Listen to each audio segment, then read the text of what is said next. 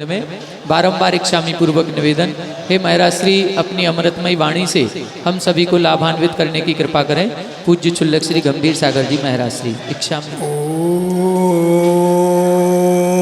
नमः सिद्धेभ्यः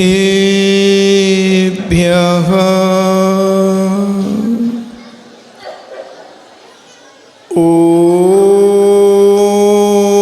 नमः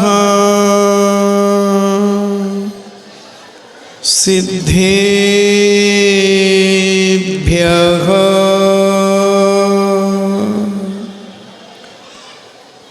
ओम नमः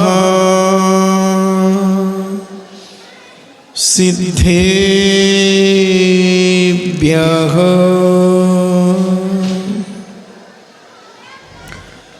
इडमो अरिहन्ताणम्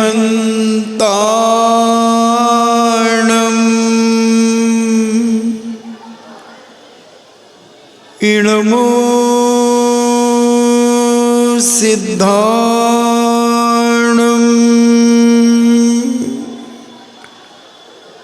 इडमो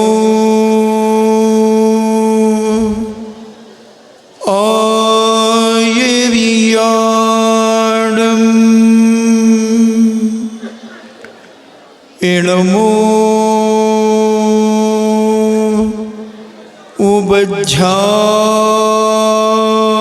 उबज्झायाणम् इडमो लोये सब्बे साहूणम्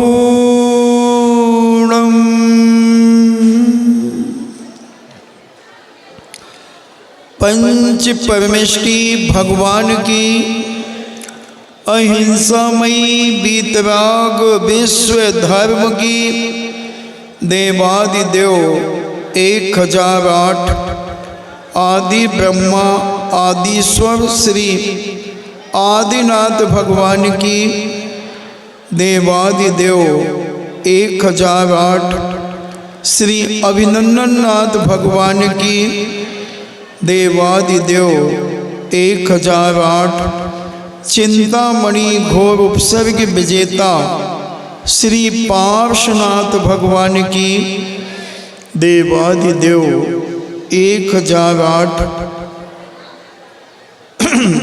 बाल ब्रह्मचारी भगवान महावीर स्वामी की परम पूजनीय आचार्य श्रोमणि गुरुवर श्री कुंद कुंद महामुनिराज की परम पूजनीय आचार्य श्रोमणि गुरुवर श्री विद्यासागर जी महामुनिराज की परम पूजनीय निर्व्यापक श्रवण मुनि श्री सुधा सागर जी महाराज की पूज्य श्री पूज्य सागर जी महाराज की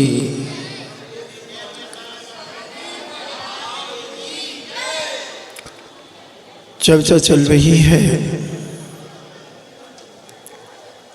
आचार्य महाराज के मूल गुणों की।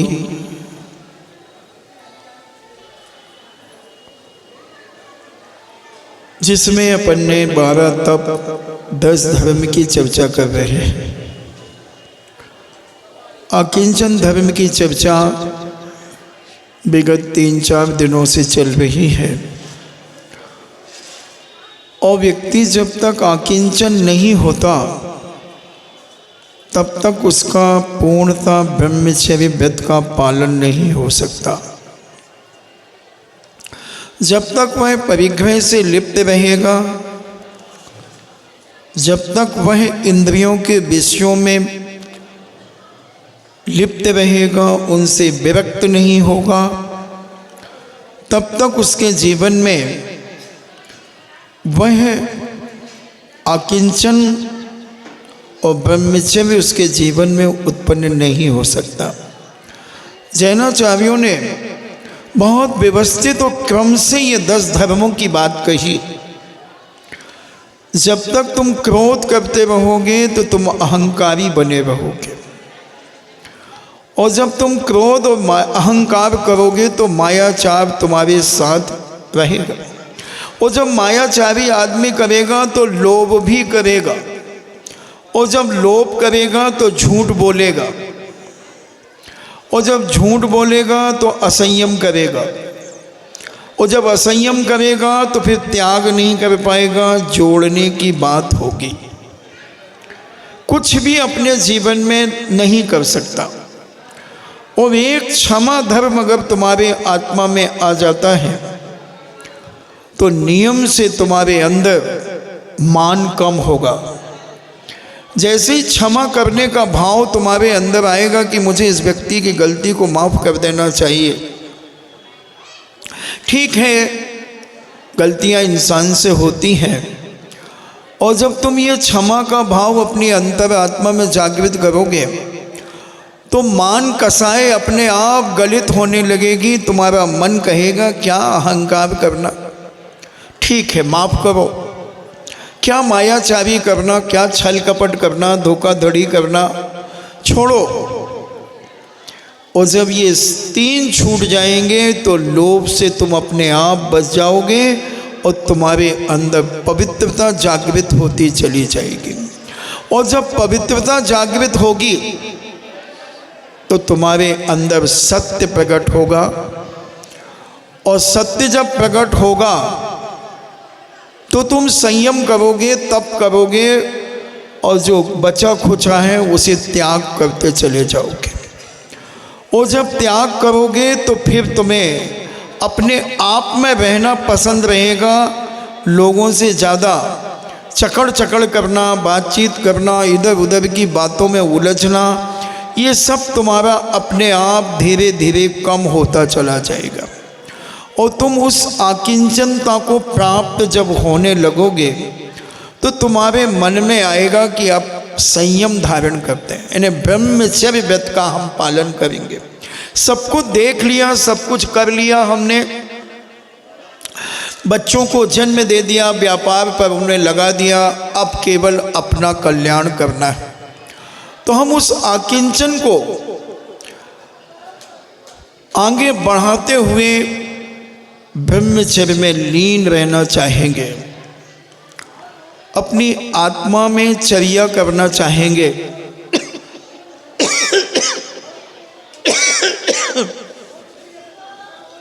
और उस ब्रह्मचर्य के माध्यम से हम अपनी शक्ति को संग्रहित करेंगे, क्योंकि जब हम ब्रह्म का सेवन करते हैं तो हमारी शक्ति बिखरती चली जाती है, हमारी मानसिकता बिखरती है, हमारा शरीर क्षीण होता है, हमारी इंद्रियां शिथिल पड़ती हैं, सब चीज़ें धीरे धीरे विनाश को प्राप्त होने लगती हैं।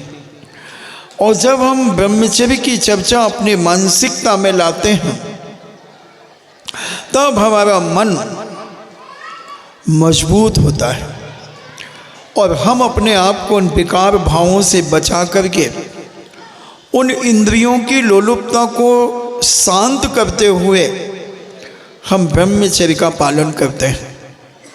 ब्रह्मचर्य एक बहुत बड़ी शक्ति है। ब्रह्मचर्य का पालन करने वाला व्यक्ति का तेज अलग होता है, उसका ओज अलग होता है, उसकी हर क्रिया अलग हट कर के हुआ करती है। इसलिए हम अपने जीवन में ब्रह्मचर्य व्रत का पालन हमें अपने जीवन में करना चाहिए। अभी हमारे पूज्य आचार्य महाराज ने विचार किया कि लोग अपने जीवन में इंद्रियों के विषयों में इतने लिप्त रहते हैं, इनको कैसे बचाया जाए इंद्रियों की लोलुपता से, कैसे इनके जीवन को ब्रह्मचर्य की ओर लगाया जाए, संयम की ओर लगाया जाए। तब उन्होंने विचार किया कि हमारा जो ये संयम का उपकरण है, ये पिच्छिका है, इस पिच्छिका को हम पैसों में नहीं बेचेंगे, हम इसकी बोली नहीं लगाएंगे। अगर आचार्य महाराज की पिच्छी की बोली लगे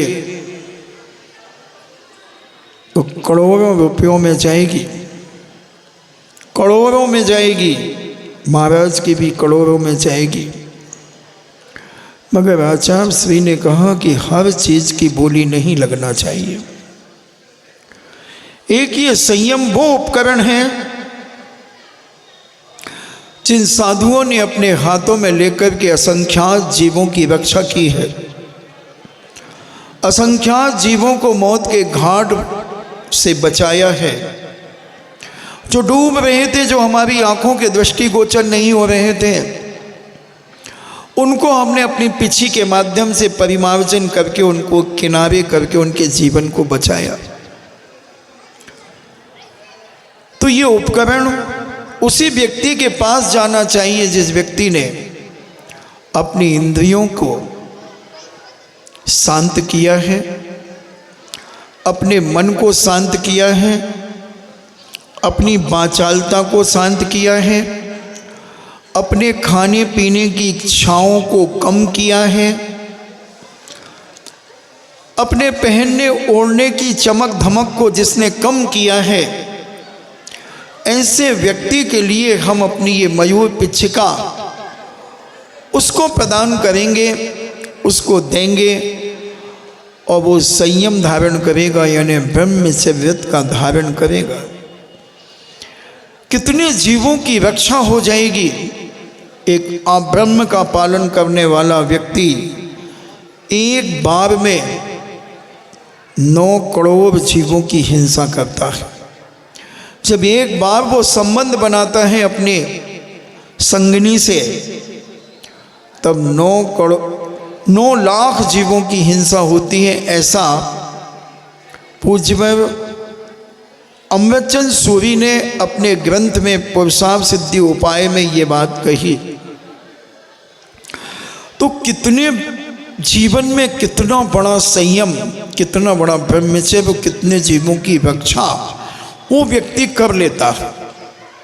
उसी को ये पिच्छिका देने का भाव बनाया गया और उसे ही पिच्छिका दे दी जाती है और उससे ही ले ली जाती है। बहुत सारे लोग आते हैं, आ रहे हैं, अगर हमारे यहाँ तो आजीवन ब्रह्मचर्य व्रत लेने वाले को ये मयूर पिच्छिका दी जाती है और उनसे ली जाती है।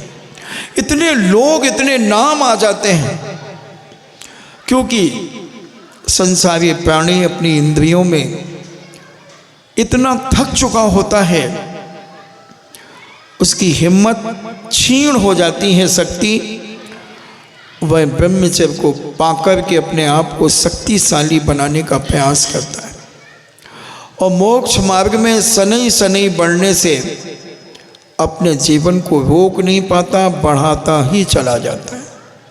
वो ठीक है कि जिनकी भावनाएं भविष्य में माता पिता भगवान के बनने की इच्छा होती है, तो एक दिन के लिए, फॉर्मेलिटी के लिए एक दिन की वो छूट रख लेता है। क्योंकि ब्रह्मचर्य अगर व्यक्ति ले लेगा तो फिर माता पिता कैसे बनेगा। अगर ब्रह्मचर्य नहीं लेगा, एक दिन की छूट रखता, क्योंकि बच्चे को जन्म कैसे देगा, इसलिए एक दिन की छूट रख लेते हैं। केवल लक्ष्य यही रहता है कि मुझे भगवान जब हमारे यहाँ कहीं पंचकल्याणक होंगे तो हम माता पिता बनना चाहेंगे। अगर पुण्य के उदय से बनने का मौका मिलेगा, इस दृष्टि से, ना कि कोई रागान्वित होने की दृष्टि से, पवित्र भावनाओं के द्वारा यह ब्रह्मचर्य धारण करते हैं लोग। और हमारे जो महाराज हैं वह पूर्णता महा ब्रह्मचर्य व्रत का पालन करते हुए अपने जीवन को आगे बढ़ाते हैं, क्योंकि वो खाली हो चुके हैं, आकिंचन भी उनके पास है। मगर अपन तो गृहस्थों की चर्चा कर रहे हैं, तो हमें अपने जीवन में इस मार्ग को आगे बढ़ाना चाहिए। अगर हमारी हिम्मत पूरी नहीं होती है तो शुरू में नई नवेली बहुएं भी, उनके श्रीमान जी अष्टमी चतुर्दशी का ब्रह्मचर्य का पालन करने के बहुत हजारों लाखों लोगों ने नियम ले लिए, 10 लाक्षण पर्व में ब्रह्मचर्य से रहेंगे, 16 कारण पर्वों में ब्रह्मचर्य से रहेंगे, अष्टांगा पर्वों में ब्रह्मचर्य से रहेंगे, अष्टमी चतुर्दशी में ब्रह्मचर्य से रहेंगे। ऐसा पालन करते करते अपने जीवन का कल्याण करने का रास्ता ग्रस्त में रहकर के भी प्रशस्त करते चले जाते हैं। करना ही चाहिए जीवन में। सुकरात एक बहुत बड़े फिलॉसफर हुए हैं, बहुत बड़े फिलॉसफर हुए हैं, शायद सिकंदर के गुरु भी थे, अरस्तु। अरस्तु के पास एक मां पहुंची और एक उनके श्रीमान यानी एक पति पत्नी पहुंचे। उन्होंने कहा जीवन में संभोग कितने बार करना चाहिए? अरस्तु ने कहा जीवन में एक बार। उन्होंने कहा संतुष्ट ना हो तो? बोले साल में एक बार। बोले संतुष्ट ना हो तो? बोले महीने में एक बार। बोले संतुष्ट ना हो तो? उन्होंने साथ में कफन रख लेना, फिर तुम्हारी मर्जी। फिलॉसफर था, विवेकशील व्यक्ति था।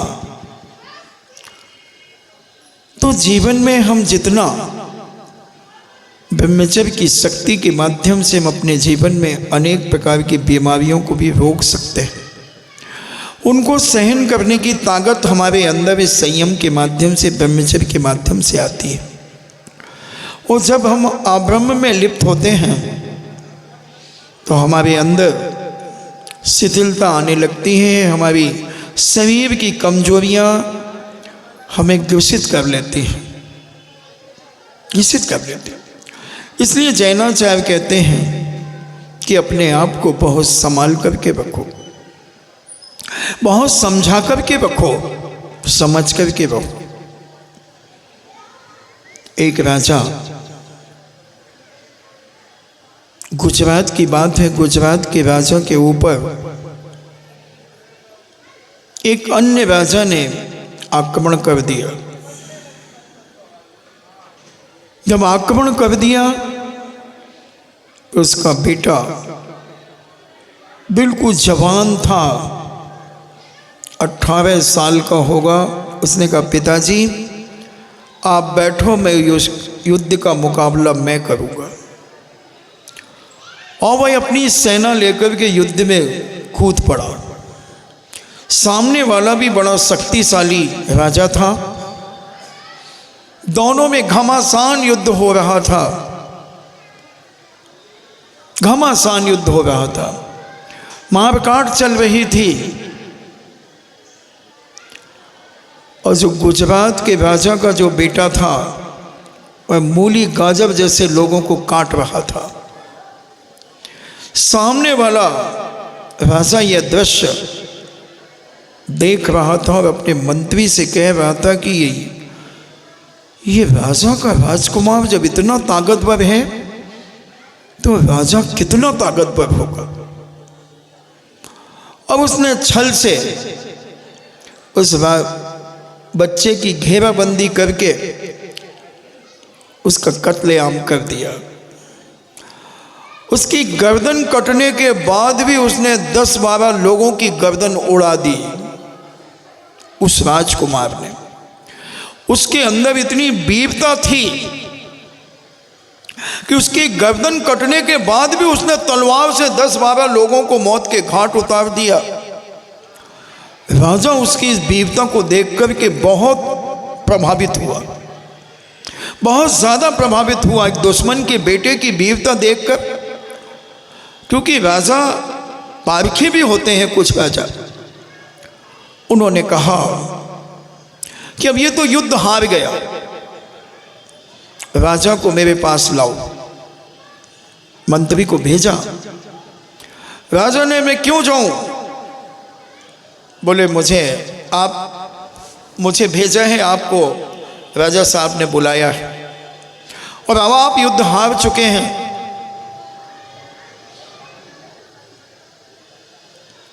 राजा ने कहा कि अभी हम कानून के मुताबिक युद्ध हार चुके हैं, ठीक है चलते हैं। और भाई वीर राजा चला, रास्ते में रुक गए। बोले क्यों बुला रहे हैं मुझे? बोले मुझे नहीं मालूम, राजा ही जानते हैं। उसने कहा मैं नहीं जाऊं तो? बोले नहीं जाएंगे तो फिर हम आपको डंडे के बल ले जाएंगे, इसलिए आप चलिए, आप में इंसानियत, आप में, इसी में आपकी इंसानियत है। राजा चला, फिर बीच में रुका। बोले मुझे बताओ, मुझे क्यों ले जा रहे हो? बोले हमारे राजा और हम मंत्री आपके बेटे की वीरता से इतने ज्यादा प्रभावित हैं कि जिसकी गर्दन कटने के बाद भी जिसने 10, 15, 12 लोगों को मौत के घाट उतार दिया हो, तो उसका पिता कितना शक्तिशाली होगा जिसका बेटा इतना शक्तिशाली है। उसके अंदर ऐसा कितना वीरत्व होगा। राजा कहता है चलो। अब उस राजा ने कहा कि हमने तुम्हें जीत तो लिया है, तुम हमारे राज्य में चलो और हम अपने राज्य में सुंदर सुंदर कन्याएं हैं, उनसे तुम्हारा पाणी ग्रहण करेंगे और तुम अपने बेटे जैसे ऐसे वीर पुरुष पैदा करोगे तो हम दुनिया के अनेक राजाओं को जीतकर हम सम्राट बन जाएंगे। राजा ने एक तिरछी नजर से देखा और कहा राजन, तुमने मेरे बेटे को तो देखा है, उसके वीरत्व को देखा है। मेरा बेटा वीर था, इसमें कोई दो मत नहीं है। तुमने कानून के खिलाफ होकर के उसको मौत के घाट उतारा है, नियम के विरुद्ध होकर के तुमने उसे मौत के घाट उतारा है। अगर सही नियम और कानून से उससे युद्ध करते तो मुझे विश्वास था कि दुनिया की कोई ताकत हमें हरा नहीं सकते थे। ठीक है, उन्होंने कहा तुम जितनी सुंदर कन्याएं चाहो हम उतनी देंगे। उसने कहा सुंदर और असुंदर से कोई मतलब नहीं होता, ये तो शरीर की चमड़ी और दमड़ी का काम है, चमड़ी से हमें कोई मतलब नहीं। राजन, तुम मेरी धर्म पत्नी के बारे में पहले समझो, ऐसा वीर बेटा कैसे पैदा किया उसने। सुनो, पहले मेरी धर्म पत्नी की, मेरी रानी के बारे में सुनो। उस रानी ने, जब वो एक कुंवारी थी, राजकुमारी थी, उसने अपने जीवन में किसी भी पुरुषों से बात नहीं की, और अगर की है तो पिताजी कहकर के की है, चाचा जी कहकर के की है, अपना भाई कहकर के कहा है मेरे भाई। कुंवारे अवस्था से उसने अपने से बड़ों को पिता के तुल्य माना, चरण छू करके वह बात करती थी। और जब उसका पाणी ग्रहण मुझसे हो गया तब वह किसी भी पर पुरुष के सामने रागान्वित और हंसी मजाक की कोई बात नहीं किया करते थे। एक घटना मुझे उसके जीवन की स्मरण में आ रही है। राजा ने कहा कि जब उसने इस पुत्र को जन्म दिया, वो मेरा ये पुत्र 6 महीने का पल्ले में सो रहा था और मैं उस कमरे में आया और मैंने उससे कुछ हंसी मजाक करने का प्रयास किया तो उसने मुझे संबोधन दिया कि पर पुरुष के सामने हंसी मजाक मत करो, रागान्वित मत हो, उन्होंने कहा कौन पर पुरुष? बोले ये पल्ले में सो रहा है, 6 महीने का बालक। और जब उसने ये बात कही, मगर बोले मैंने नहीं माना और मैंने हंसी मजाक की, तो उस बच्चे ने अपने हाथ से चद्दर को अपने मुंह में डाल दिया। यानी उस बच्चे को शर्म आ गई। अगर तुम्हारे राज्य में ऐसी कोई कन्या हो तो मैं उससे पानी ग्रहण करके ऐसा ही वीरत्व को धारण करने वाला पुत्र को उत्पन्न कर सकता हूं। है ऐसी ताकत तुम्हारे राज्य की कन्याओं में? वह राजा नतमस्तक हो गया और कहता है क्षमा चाहता हूं, इतनी पवित्र नारी से ऐसा ही पवित्र बेटा पैदा होता है, जिसने स्वप्न में भी कभी अब्रह्म का सेवन न किया हो, जिसने स्वप्न में भी कभी किसी के बारे में बुरा नहीं सोचा हो। उस राजा ने अपने राज्य की स्त्रियों पर भरोसा नहीं किया और कहा कि मैं क्षमा चाहता हूं और मैं तुम्हें बरी करता हूं, तुम अपने राज्य में रहना। मगर और सुनो, उसने कहा कि उस समय मेरी पत्नी को, मेरी रानी को इतनी लज्जा आई कि उसने अपनी ही जिह्वा को अपने दांतों से काट करके वो मर गई, क्योंकि उसने कहा कि तुमने पर पुरुष के सामने ऐसी हरकत की कि उसे लज्जा आ गई। मेरा जीना ठीक नहीं है, मैं ऐसे पुरुष की, ऐसे राजा की रानी होना स्वीकार नहीं करती कि जिसमें व्यवहारिकता नहीं है, इतनी व्यवहारिकता नहीं और इतना राग में तल्लीन रहना चाहता है। वो मरण को प्राप्त हो गई। राजा वह और शर्मिंदा हो गया और कहता है कि मेरे राज्य में ऐसी कोई कन्या नहीं है जो तुम्हारे योग्य हो सके राजन। ऐसे ब्रह्मचर्य को पालन करने वाली कन्या हमारे राज्य में नहीं है। हम आज संतानों को जन्म तो दे देते हैं, मगर उनकी हालतों को देखकर के, कई बच्चों की ऐसी दशा देखकर के मुझे लगता है कि यह इंद्रियों की पुष्टि करने के लिए बच्चे को जन्म दिया है, ना कि बच्चे को जन्म दिया है। बच्चा तो हो गया अचानक, हम तो रागान्वित थे, राग में रंगे हुए थे और वो बच्चे ने गर्भ में आ गया। बहुत बड़े नियम और संयम होते हैं बंधुओं संतानों को जन्म देने के। ये गाजर मूली नहीं है कि चाहे जब बो दो और चाहे जब काट लो।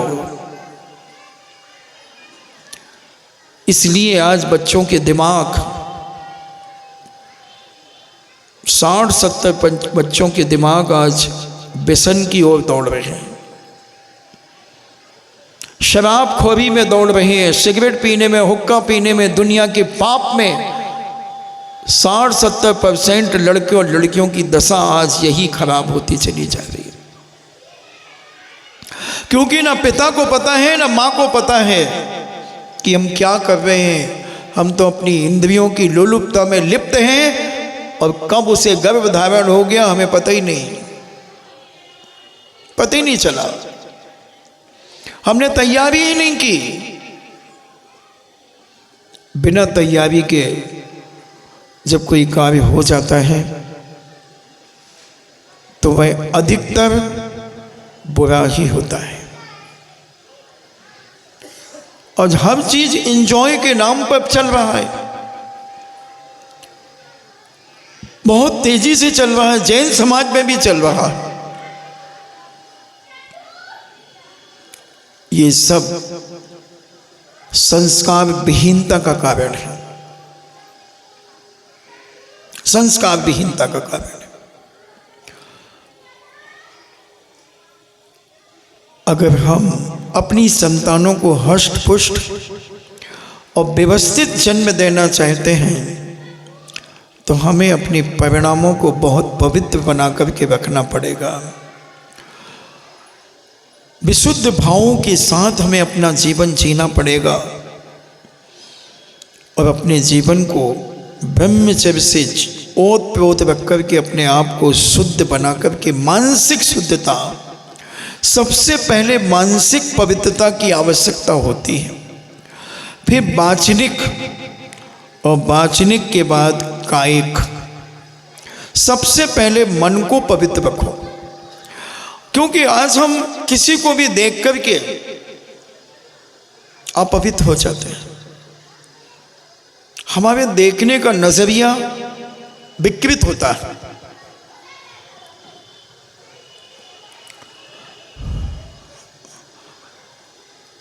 एक व्यक्ति ने एक अंधी महिला से शादी कर ली। अंधी महिला से शादी कर ली। उस शादी के बाद उनका एक पुत्र हुआ, बहुत सुंदर हष्ट-पुष्ट पुत्र हुआ। 3-4 साल के बाद दूसरा पुत्र हुआ, फिर 3-4 साल के बाद तीसरा पुत्र हुआ। अब वो महिला कहती है कि आप तो बहुत बड़े ज्योतिषाचार्य पंडित वैद्य हैं, आप क्यों नहीं मेरी आंखें ठीक कर देते? मुझे भी लगता है कि मैं प्रकृति को देखूं, सौंदर्यता को देखूं। उसके पति ने कहा कि तुम मत खुलवाओ आंखें, मैं ठीक कर दूंगा, मेरे पास दवाई है, मैं पंडित हूं, मैं वैद्य हूं, मैं सब कुछ जानता हूं, मगर मेरा कहना मान लो कि तुम अब ठीक है, अंधी हो तो रहो, 3 संतानों को तुमने जन्म दे दिया, मगर तुम आंख मत खुलवाओ। उसने कहा नहीं, मैं देखना चाहती हूँ दुनिया के नज़ारे को, दुनिया का सौंदर्य देखना चाहती हूँ, आप खोलिए मेरी आंख। और वो उस समय गर्भवती थी, गर्भवती थी। अब उसने कुछ प्रयोगों के द्वारा अपनी पंडितानी की आंखें खोल दी, उसे दिखने लगा। वह सारे दृश्यों को देख रही थी, नज़ारे देख रही थी। एक दिन वो अपनी छत के ऊपर खड़ी थी और नीचे से एक बहुत हष्ट-पुष्ट एक पहलवान निकला। उस पंडितानी की नजर उस पहलवान के ऊपर पड़ी।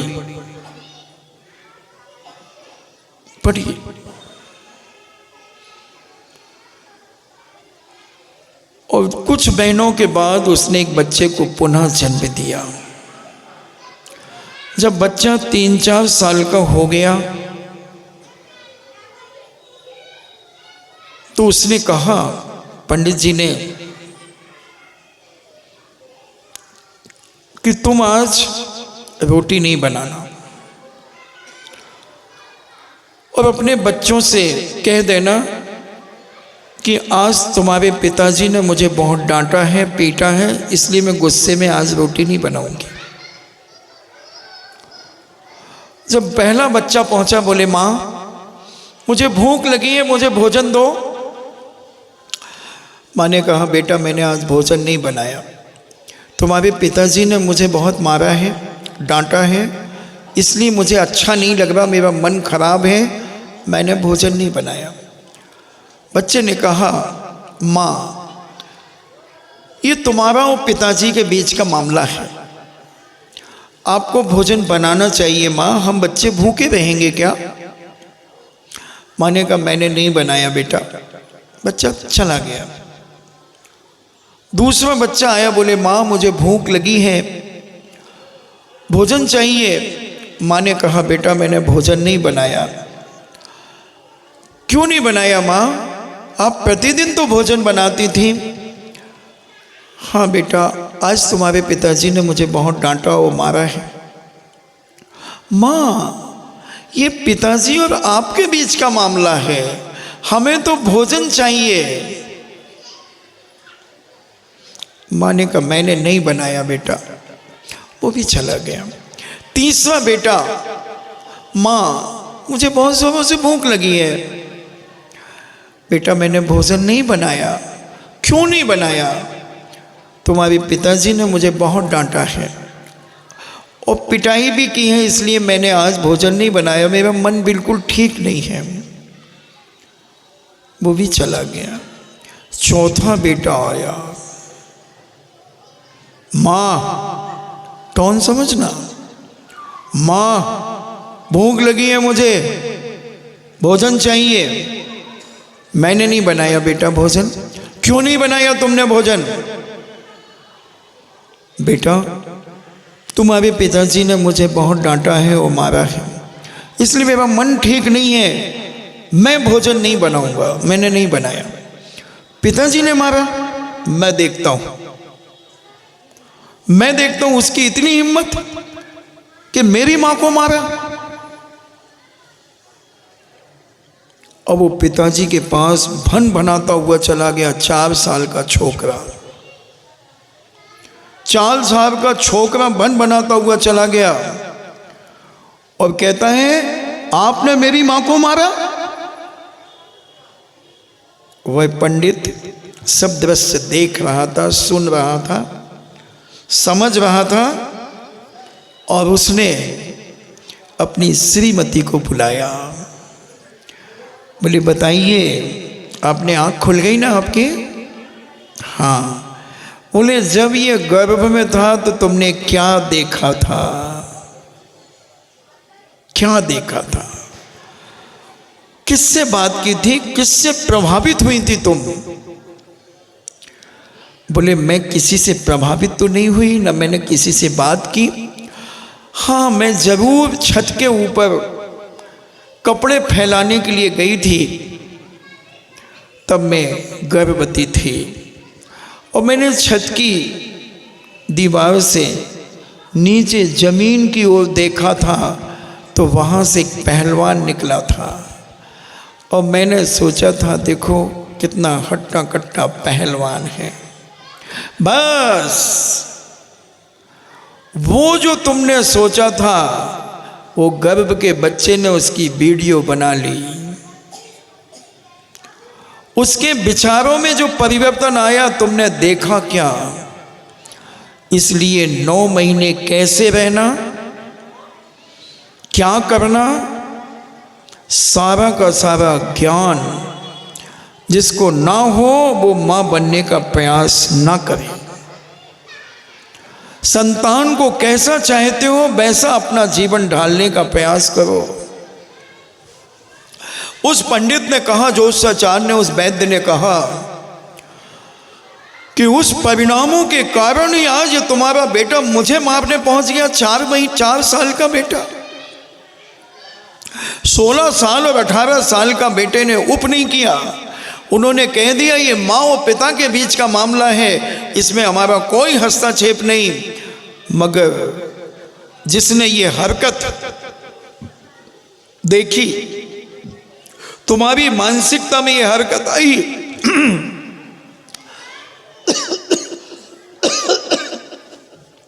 आई तो तुम्हारे बच्चे के अंदर ये परिणाम आ गए। इसलिए शीलवती नारी अपने आप को बहुत संकुचित बना करके रखती है, अपने मन को कभी विकृत नहीं होने देती, कभी यदवा तदवा नहीं सोचती। इसलिए विज्ञानमती आरिका ने जो संस्कार मंजूषा एक पुस्तक नई बहुओं के लिए लिखी है और उसका दूसरा भाग उन्होंने शादी के 12 साल यानी बच्चे की कुंवर अवस्था आने के बाद के लिए उन्होंने दूसरा भाग लिखा। उसमें समाधि तक की तैयारी करने की बात कही। पढ़ना चाहिए, हम पढ़ना ही नहीं चाहते अपने जीवन में, इसीलिए हमारे परिवार में अनेक प्रकार की परेशानियां, विकृतियां और घटना दुर्घटनाएं घटती चली जाती हैं। अगर हम बहुत संयमित जीवन जीने की कला सीख जाएं गृहस्थ में बह कर के, तो भी हमारा जीवन बहुत आनंदमय हो सकता है। मगर हम उन सीरियलों को देखकर अपने जीवन को बढ़ाना चाहते हैं। सीरियल से आज तक कोई व्यक्ति संस्कार नहीं ले पाया। अगर किसी माँ ने, किसी माँ के लाल ने या किसी माँ की लाली ने किसी भी सीरियल से कोई अच्छी शिक्षा प्राप्त की हो, तो मुझे आकर के बताना कि तुमने उन सीरियल से क्या सीखा। चाहे वो घर घर की कहानी हो, चाहे वो तुलसी हो, जो भी और आते हैं, मुझे तो कभी बच्चे बता देते हैं। तो ये जैसे हम कहते हैं, क्यों आज महाराज जी वो आज घर घर की कहानी आ रही थी ना, इसलिए मम्मी नहीं आई आपके प्रवचन में। तो क्या सीखा है तुम लोगों ने? 8 साल बताते चली है वो घर घर की कहानी, और रात में भी चलती थी और सुबह दिन में भी चलती थी। जो रात को नहीं देख पाती थी वो सुबह देखती थी। क्या सीखा है? कोई बताए, माँ, बहन, बेटी, कि उसने क्या सीखा उससे अच्छा मुझे बता दो। केवल तुमने पाप सीखा है, अब्रह्म सीखा है, विवेकहीनता सीखी है, मर्यादाओं को तोड़ा गया है, मर्यादाओं को तोड़ा गया है। पाप ही पाप की मानसिकता तुमने अपनी उसको देख करके बनाई है। तो ऐसे सीरियल देखो ही क्यों जो आपको मानसिक पाप से ग्रसित करते हो, आपकी मानसिकता में अब्रह्म का बीजारोपण करते हो, आपके चरित्र को नष्ट करने की क्रियाएं दिखाई जाते हो। और तुम कहते हो कि सीरियल देखने से परिवार में संगठन बढ़ता है। और मैं तो कह रहा हूं, जब से ये सीरियल चले हैं, जब से परिवार विघटन को प्राप्त हुआ है, टूटते चले जा रहे हैं परिवार। पहले 25-25 लोग एक झंडे के नीचे रहते थे, एक तिजोरी और एक चूल्हे में रहते थे। अब वे सब चूल्हे में चले गए, सब चूल्हे में चले गए। अब तो घर घर में विश्वास खत्म होता जा रहा है, सब प्रेम वात्सल्य खत्म होता चला जा रहा है, अपनत्व खत्म होता चला जा रहा है, दिखावा बढ़ रहा है और अंदर से टूटते चले जा रहे हैं, टूटते चले जा रहे हैं। हम समझ ही नहीं पा रहे अपने रिश्ते को, नहीं समझ पा रहे, क्योंकि हम असंयम की ओर, अब्रह्म की ओर तेजी से बढ़ रहे हैं। और जितना तुम तेजी से बढ़ोगे उतना अनर्थ तुम्हारे जीवन में बढ़ेगा। घरों में अशांति बढ़ेगी, परिवारों में अशांति बढ़ेगी। कई लोग कहते हैं, महाराज जी हमारे दादा दादी थे, जब तक बहुत कुछ अच्छा था, और दादा दादी के मरने के बाद अब घर में पता नहीं कैसा हो गया वातावरण। हम भाई भाइयों में नहीं बनती है, क्या कारण है? हम कहते हैं उनकी छत्र छाया थी तुम्हारे ऊपर, उनका संयम था, उन दादा दादी का व्यवहार, उनका ब्रह्मचर्य, उनका संयम तुम्हारे घर की रक्षा कर रहा था। उनके जाने के बाद अब कौन है तुम्हारे घर में संयमी? किसने संयम का पालन किया है? सारे के सारे अब्रह्म में लिप्त हो, अभक्ष खाने में लिप्त हो। देखने के नजरिए सबके खराब हैं। एकाध व्यक्ति का तो होना चाहिए घर में संयम, एकाध व्यक्ति की नज़र तो अच्छी होना चाहिए। मगर आज किसकी 80 साल का डोकरा भी है तो उसकी भी नज़र आज खराब होती चली जा रही है। क्या प्रभाव पड़ेगा तुम्हारे घर में? संयम नहीं है, संयम नहीं है, ब्रह्मचर्य नहीं है, तो क्या प्रभाव पड़ेंगे घर के? संयम का बहुत बड़ा, ब्रह्मचर्य का बहुत बड़ा प्रभाव हमारे जीवन में पड़ता है। एक अलग तेज ओज हो जाता है, उसका ऑरा अलग बनता है, एक आभा मंडल अलग बनता है। उस आभा मंडल के सामने हर व्यक्ति टिक नहीं सकता और गलत आदमी कर नहीं सकता। मगर आज वो ऑरा कम होता जा रहा है, कम होता जा रहा है। खान पान हमारा अशुद्ध हो गया, कई महिलाएं हैं सोले के कपड़े पहनकर तो भोजन करेंगी और अमर्यादित भोजन करेंगी और कहते हैं हम तो 16 का खाते हैं। कपड़े बदलना ही 16 है क्या? शुद्धता है क्या? भोजन तो शुद्ध नहीं है और कपड़े बदल लिए, हम 16 के कपड़े पहन करके भोजन करते हैं।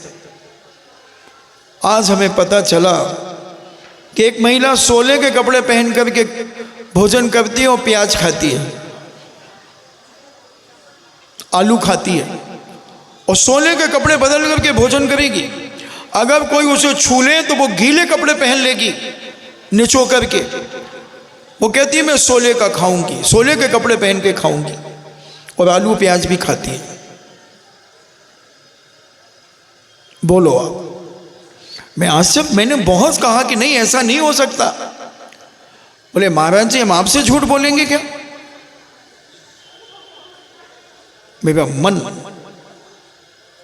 हिल गया। हमने कहा इन्होंने धर्म को समझा नहीं, धर्म को नहीं समझा। कपड़े अकेले 16 के नहीं होना चाहिए, भोजन भी 16 का होना चाहिए, भोजन भी मर्यादित होना चाहिए, भोजन भी अभक्षता से रहित होना चाहिए।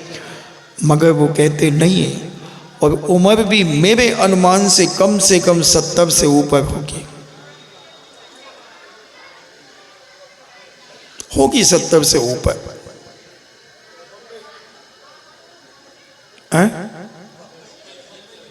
अब हमसे खुलवाओ नहीं,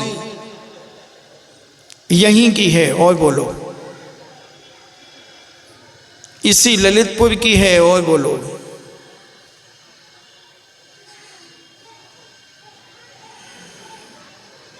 उसकी बहू ने खुद मुझे बताया जिनेंद्र भगवान के सामने। मैं कह रहा हूं क्या धर्म रहेगा, क्या रहेगा इनका जीवन? धर्म के साथ में छल, धर्म के साथ में कपट,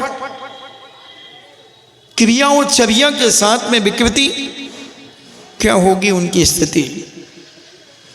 सोचना जरा। धर्म को समझो,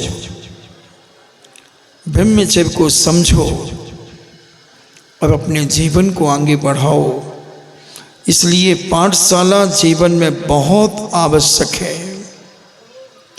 संस्कारित बनाने के लिए पाठशाला जीवन का आधार है। कैसे भी करके बच्चों को, बड़ी महिलाओं को भी पाठशाला में पढ़ना चाहिए।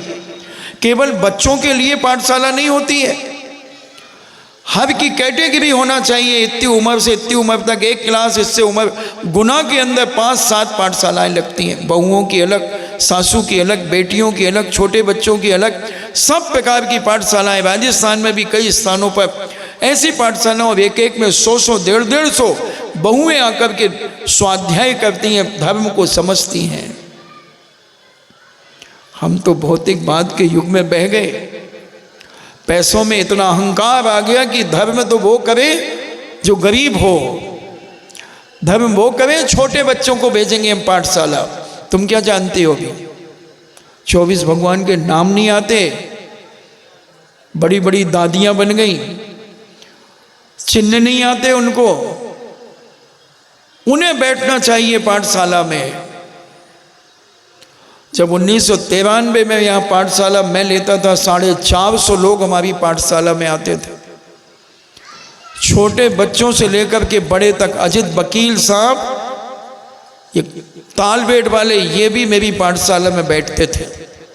और मैंने नमोकार मंद से पढ़ाया था, 6 डाला और भक्तियाँ कितना पढ़ाया। आज उसमें कितनी सारी ब्रह्मचारिणियाँ बन गई। तो पाठशाला सबके लिए है, ना कि छोटे बच्चों के लिए। इतने अच्छे लोग अब तो तैयार हैं पढ़ाने वाले। पढ़ने की रुचि तैयार करो और अच्छे प्रेम से पढ़ाते हैं। आप तैयार हों, सब अपने अपने घर की बहुओं को भेजें। सासुओं की क्लास अलग लगे, बहुओं की अलग लगे, बेटियों की अलग लगे, बच्चों की अलग लगे। फिर देखो संस्कार, संस्कार होंगे तो पाठशाला से होंगे, संयम होगा तो पाठशाला से होगा। आज वो सब बिगड़ते हम चले जा रहे हैं कि धन बढ़ गया और धर्म छूट गया।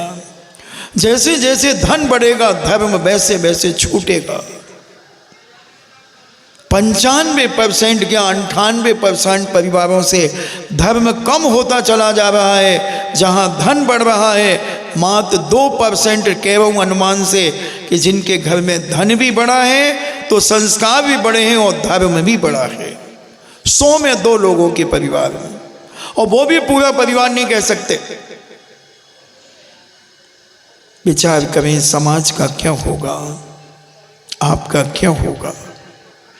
पैसा ही सब कुछ नहीं है बंधुओं, संस्कार भी बहुत जरूरी है। नहीं तो व्यसन के कारण जब तुम्हारे बच्चे मौत के घाट उतरेंगे तुम निपुते हो जाओगे, निपुते हो जाओगे। क्योंकि बच्चे कितने, हम 2 हमारे 2, और अब थोड़ा और मॉडर्न जमाना बीच में आया, हम 2 हमारा 1। मौसी खत्म, चाची खत्म, बुआ खत्म, सारे रिश्ते खत्म हो जाएंगे बंधु। क्या करोगे अकेले बन करके, अकेले रह करके? सब रिश्ते खत्म हो जाएंगे, क्या रहेगा जीवन तुम्हारा? हाँ, अगर तुमने नियम ले लिया, संयम ले लिया तो मुझे बहुत खुशी है। अगर तुमने एक बच्चे को जन्म देकर के तुमने आजीवन ब्रह्मचर्य व्रत ले लिया, मैं दोनों हाथों से आशीर्वाद देना चाहता हूं, बहुत अच्छा किया। मगर तुमने ब्रह्मचर्य व्रत भी नहीं लिया और पाप करते हो और बच्चे को जन्म नहीं देते हो, क्या होगा तुम्हारा? चोरी कर रहे हो, पकड़े नहीं गए तो क्या पकड़े नहीं जाओगे? मैं तो कहता हूं शादी ही मत करो, ब्रह्मचर्य का पालन करो। महाराज जी नहीं होगा, कोई बात नहीं, शादी कर लो, दोनों भाई बहन बनकर के रहो। शादी करने के बाद हुआ हमारे यहाँ पर विजया रानी और विजया सेठ नाम की घटना घटती है कि एक विजय कुमार का व्यक्ति मुनिराजों के पास पढ़ाई लिखाई करके, और जब वो घर आने लगा तो गुरु महाराज ने कहा कि तुमने मुझसे विद्या अध्ययन किया है, तुम गुरु दक्षिणा में क्या देना चाहते हो? उसने कहा महाराज जो आप कहें। महाराज ने कहा मुझे तुम्हारी धन दौलत से कोई मतलब नहीं है। उसने कहा लो, मैं शुक्ल पक्ष में ब्रह्मचर्य व्रत का पालन करूंगा। यह गुरु दक्षिणा में दिया। और एक कोई बिटिया आविकाओं के पास पढ़ा करती थी, उसकी भी पढ़ाई पूरी हो गई, किसी दूसरे नगर की थी। वो जब जाने लगी उसके पिता उसे लेने के लिए आ गए। उसने कहा गुरानी आरिका जी, मैं अब घर जाना चाहती हूँ, आपकी आज्ञा है? मेरा अध्ययन पूरा हो गया। उन्होंने कहा हाँ तुम्हारा अध्ययन पूरा हो गया, जाओ।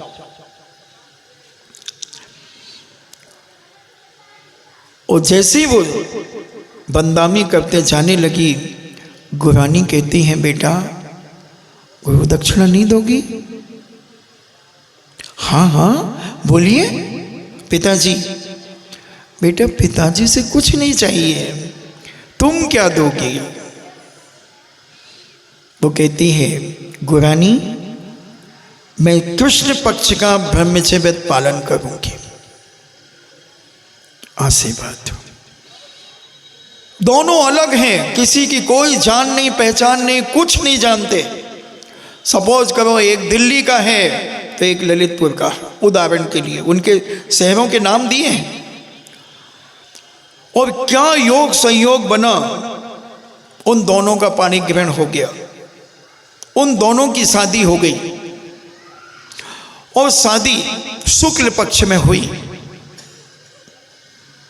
शादी के बाद जब वह तीर्थ यात्रा आदि करने के बाद, क्योंकि शादी के बाद 7 दिन तक ब्रह्मचर्य व्रत का पालन करते हुए तीर्थ यात्रा की जाती है।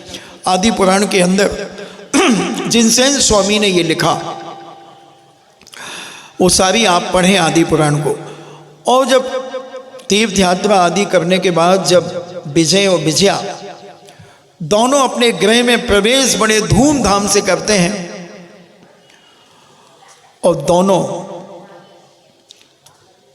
जब वह सेठ कहता है कि मेरा ब्रह्मचर्य व्रत शुक्ल पक्ष का है, विजया आनंद से भर जाती है, बोले बहुत अच्छा, बहुत अच्छा, बहुत अच्छा। और शुक्ल पक्ष खत्म होने के बाद कृष्ण पक्ष जब चालू होता है तो विजया कहती है मेरा कृष्ण पक्ष का ब्रह्मचर्य व्रत है। वाह वाह, बहुत अच्छा, बहुत अच्छा। दोनों एक दूसरे को शाबाशी देते हैं। एक दिन विजय सेठ कहते हैं कि कैसा सहयोग बना। विजया कहती है आप एक और शादी कर लीजिए,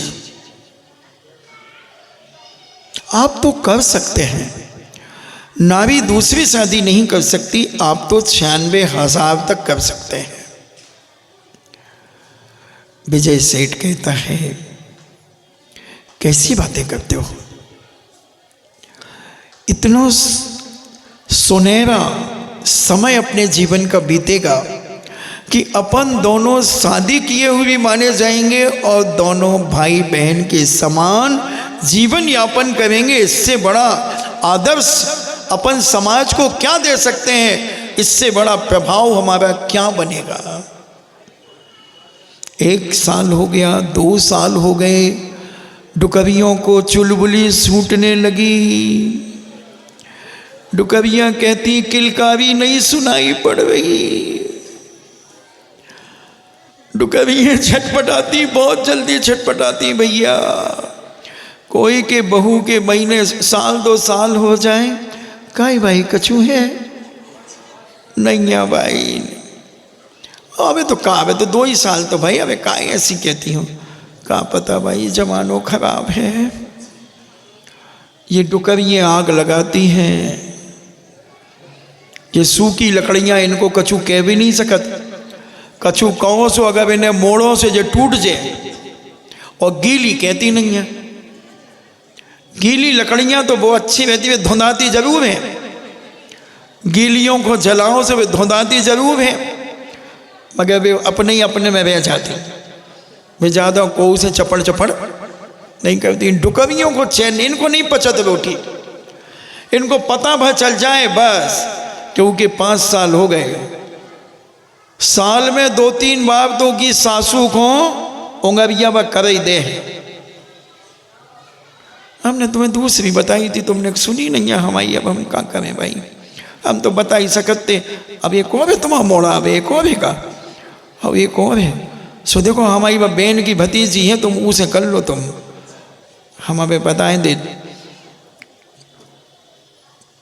अब इन्हें बड़ो अच्छो लग रहा दूसरों के ब्याह करावे में, अगर भी नहीं जान रही कि कितो पाप लग रहा हो, दूसरों के ब्याह करावे में कितनों पाप लगत हैं।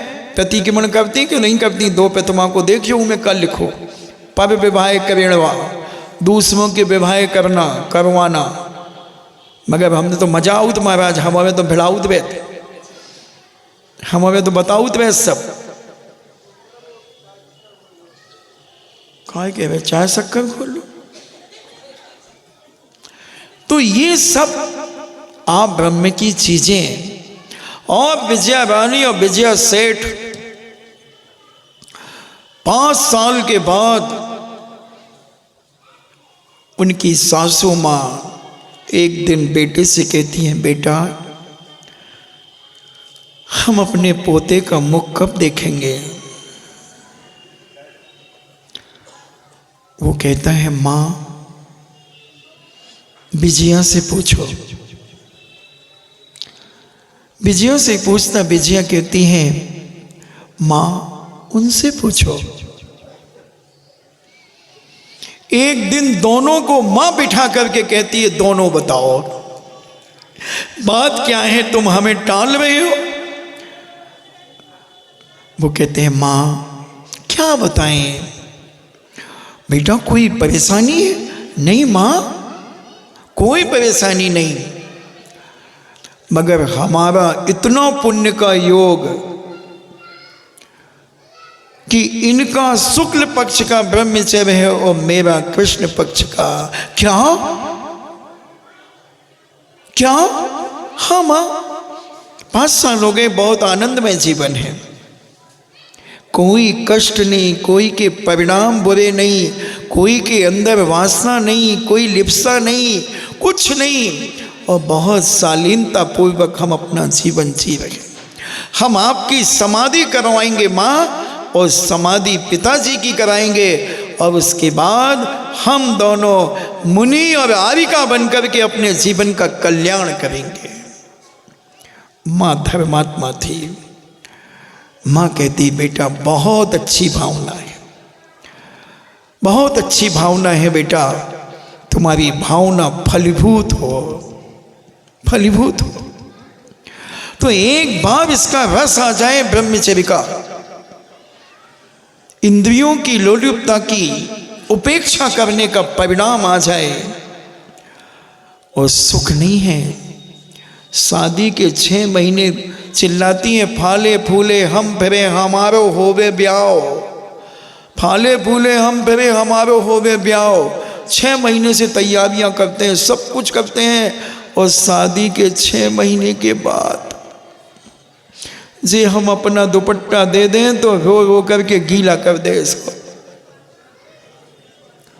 कोई ने भी आज तक नहीं कहा, ऊपर से तो कहते ही हैं कि महाराज सुख है, मगर अंदर से पूछो कितना दुख है, कितना दुख है, क्या दशा होती है। हमने तो भैया सुखचंद महाराज का ज्ञान अर्णव पढ़ा था, जब ही संकल्प कर लिया था कि कीचड़ में उतरना ही नहीं। पढ़ना चाहिए ज्ञान अर्णव कि कुछ पेज ही पढ़ लो तो जीवन अगर थोड़ा सा भी भीतर से पढ़ ले तो वो कीचड़ में नहीं उतर सकता। फिर हमें किसी साधु संत ने दिया था, बोले बिहार हो रहा, हमारे पास रखने की जगह नहीं, तुम रख लो, तुम भी पढ़ लेना अगर मन हो तो। हमने कहा पढ़ लेंगे, पढ़ लिया। वो पढ़ लिया तो देखो तुम कहाँ बैठे और हम देखो कहाँ बैठे। अगर नहीं पढ़ते तो हम भी उतना ही बैठते। आते तो महाराज के चतुर्मास में, क्योंकि परिचित तो थे, तो फिर हम आते और हम उतने बैठे रहते, महाराज जी प्रवचन करते, तो वही वे बीच में बैठे रहते। और अब ठाठ से देखो बैठे, तो आनंद है संयम का, ब्रह्मचर्य का। इसको अपने जीवन में धारण करें, क्योंकि हमने 10 लाक्षण में भी इसके बारे में बहुत बताया था, और बताते नहीं। अगर इसी को हम अभी 10 दिन भी बोल सकते हैं, मगर आगे फिर उपाध्याय परमेष्टि के भी मूल गुण बताना है, साधु परमेष्टि के भी बताना है, फिर वो माला फेरने की विधि बताना है। और आज 17 तारीख क्या हो गई, 10 दिन आया बचे हैं, फिर होते चलने, फिर होते का पता भाई के नहीं भाई प्रवचन समय नहीं मिलो तो हमें अब समेटने है भैया। और को कि उधारी उधारी हो तो पर्ची लिख के दे दियो कि महाराज जो छोड़ दो तो आ दो, सो हम पूरो कर दें। हमें समेट को भी आउट बहुत जल्दी, फैलावो भी आउट और समेट को भी आउट। अगर कोई को उधारी ध्यान होए कि जो सोना बनाने की विधि तो हम बताएंगे, तुम चिंता मत करो, बातों हम जाने के पहले बताएंगे, सबको बिल्कुल बताएंगे, मगर जो भी पूरा करेंगे कोशिश। अब 10 दिन है बच्चे, अब हमें अब लग रहा हो कि कैसे करें, अब समेट दें जल्दी से हम तो ये ब्रह्मचर्य की बात हमने तुमसे कही, और हमने इसके बारे में बहुत विस्तार से 10 लाक्षण पर्व के समय आपको बताया। अपन कल पुनः महाराज के जो 6 आवश्यक 3 गुप्तियों की चर्चा करेंगे, फिर उपाध्याय परमेश्वरी के 25 मूल गुणों की चर्चा करेंगे, फिर साधु परमेश्वरी के 28 मूल गुणों की चर्चा करेंगे, और फिर तुम्हें माला फेरने की विधि बताएंगे कि माला फेरने से माल कैसे प्राप्त होता है, और सोना बनाने की विधि भी तुम्हें बताएंगे। चिंता मत करना, जिसका लिया उसका हमेशा दिया। वो कहानी नहीं जिसका लिया कभी नहीं दिया, तुम्हारा खा के बग जाएंगे क्या, वो नहीं कह रहा हूं। जिसका लिया हमेशा दिया, हमेशा दिया, एक पैसा किसी का नहीं खाया, फिर तुम्हारा क्या खाएंगे। इसलिए अपने जीवन में संयम को धारण करें, ब्रह्मचर्य की महिमा को समझें। इन्हीं मंगल भावना के साथ 22 तारीख को तैयारी करें। पुस्तक खत्म हो चुकी हैं, बहुत सारे लोग आज पुस्तक मांगने आए, मगर आई एम सॉरी प्लीज़, सब खत्म। और तत्वाव सूत्र अभी भी, मैं आपको कितना मौका दे रहा हूँ। आज एक व्यक्ति आए, 2012 में उन्होंने आधा लिखा छोड़ दिया था, और उन्होंने अभी फिर उसको 40 बार पूरा कर दिया, उसकी आँख खराब हो गई। मैंने पहले कह दिया था कि जो अधूरा छोड़ेगा, अभिनय करेगा, उसके जीवन में कोई ना कोई घटना घटेगी। आज वो मुझसे क्षमा याचना कर रहे थे, तो हमने कहा भैया पहले ही हमने चेतावनी दी थी आपको, और अभी भी कह रहा हूँ जिनके घरों में अधूरा है वो पूरा कर लें, कर लें, कर लें, और मुझे जमा करा दें। बहुत पुण्य का बंद है, बहुत बड़ी ताकत है ये तत्वाव सूत्र ग्रंथ, कोई मामूली नहीं है बंधुओं, तुमने इसे बहुत मामूली समझ लिया है। पूरा कर लें इन्हीं मंगल भावना के साथ। जिनवाणी स्तुति। जिनवाणी के ज्ञान से सूझे लोकालोक, सोबाणी मस्तके धरो सदा देत हूँ धोख।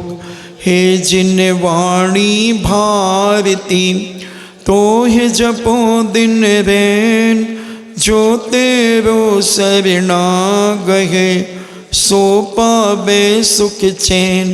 देव भजो अरिहंत को दया धर्म पालो सदा, यही मोक्ष का पंथ। 9 बार नमोकार।